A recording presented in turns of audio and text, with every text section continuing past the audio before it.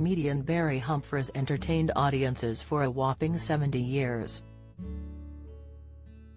The late 89-year-old star, who died on Saturday evening Sydney time, found fame with his character, Dame Edna Everage, the lilac-haired offensive yet incredibly likable alter ego he coined in the 1950s.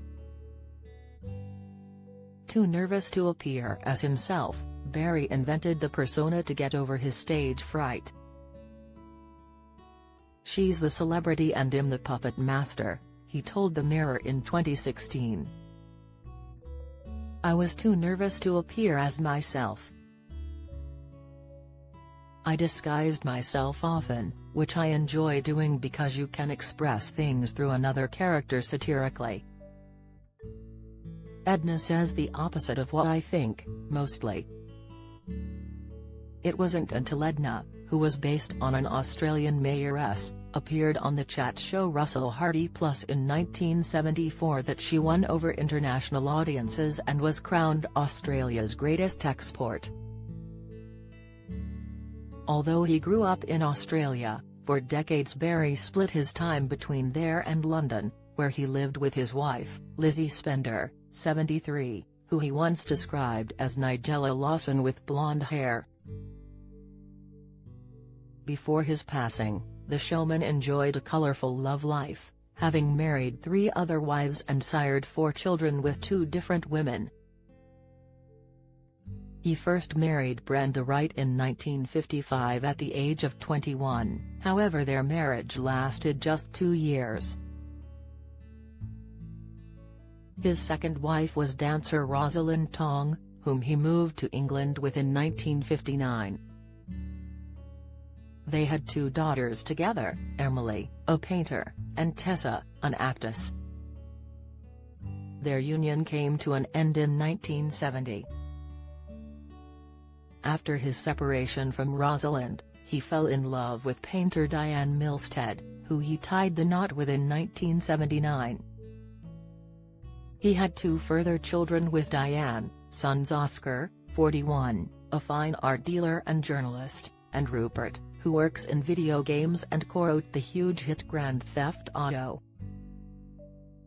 Their marriage came to an end in 1989 and just a year later, the renowned comedian married his 4th wife Elizabeth Spender, an actress who appeared in Terry Gilliam's 1985 cult film, Brazil. They've now been married for more than 3 decades. Speaking with Mail Online in 2018, Barry said he thinks he is a good husband, adding, "I have been very lucky with my marriage." Responding to where it went wrong with his first 3 marriages, he responded, "Because I didn't know what to do. I was very clever in some areas and very stupid in others. Most people would agree that I was not ready for marriage or early parenthood. But I've come round to it. I've survived in health and career. I've lived a very happy life. I've got 2 little grand twins now, too." Last Tuesday, Barry's family announced that he had been rushed to hospital in a serious condition. He had recently had hip replacement surgery and was readmitted to St Vincent's Hospital in Sydney due to complications. But sadly a spokesman for the hospital confirmed his death earlier today. "I can confirm Barry Humphries passed away this evening Sydney time, around 7 p.m. on Saturday evening," the spokesman said.